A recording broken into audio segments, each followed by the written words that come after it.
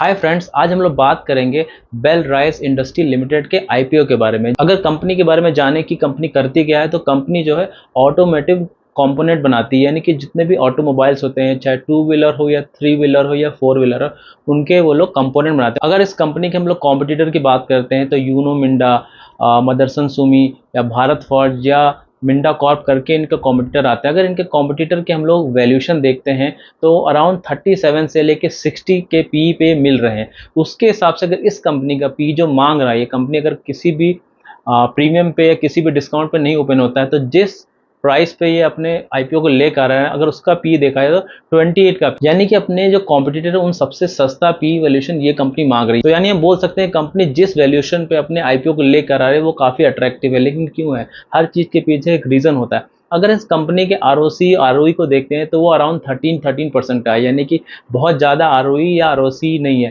इसके अलावा बात करते हैं, सबसे बड़ा प्रॉब्लम इस कंपनी का है डेट। अगर हम डेट टू इक्विटी को देखते हैं तो 1 है, यानी एकदम लेवल। अगर कंपनी के हम फाइनेंशियल्स को देखते हैं, यानी कि सेल्स और अगर प्रॉफिट को देखा जाए तो सेल्स FY23 में 10% से और FY24 में 12% से ग्रो करी है, यानी कि एवरेज ग्रोथ बोला जा सकता है। इसी तरीके से अगर प्रॉफिट की बात कर सकते हैं तो FY23 में 10% का ग्रोथ दिखाया प्रॉफिट में और FY24 में 9% का ग्रोथ दिखाया, यानी कि प्रॉफिटेबिलिटी भी बहुत कुछ खास नहीं है, हम एवरेज या बिलो एवरेज बोला जा सकता है। तो उसके हिसाब से तो 28 का पी भी हमको ज़्यादा ही लगना चाहिए। तो अगर हम ओवरऑल कंपनी को देखते हैं तो जिस सेगमेंट से आता है वो बहुत बड़ा सेक्टर है और काफ़ी अच्छा मार्केट शेयर भी इस कंपनी का है। अच्छे अच्छे कंपोनेंट भी ये कंपनी बनाती है। आरओई आरओसी भी ठीक ठाक है और प्रॉफिट और अगर सेल्स बोलते हैं वो भी ठीक ठाक है। लेकिन सबसे बड़ा प्रॉब्लम इस कंपनी का यही है कि इसमें डेट बहुत ज़्यादा है। अगर डेट का देखा जाए अप्रोक्सीमेटली 2200 करोड़ का इस कंपनी पे डेट है।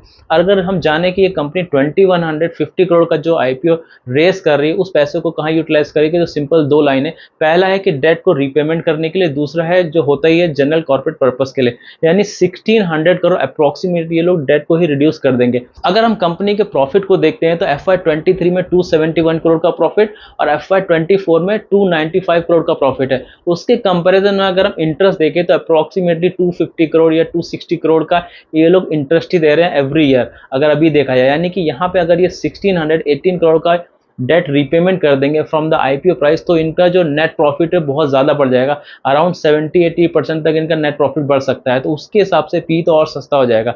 तो मेरे हिसाब से इनका सबसे बड़ा प्रॉब्लम इस कंपनी में डेट ही है, और जिसको रिड्यूस करने का पूरा प्लान इन्होंने किया है अपने इस आईपीओ के जरिए। तो अगर मेरा पर्सनल ओपिनियन जानेंगे तो मेरे हिसाब से स्ट्रैटेजिकली ये आईपीओ लाया गया है डेट को रिड्यूस करने के लिए। तो मैं यहाँ पे इस आईपीओ में ज़रूर से ज़रूर अप्लाई करूँगा।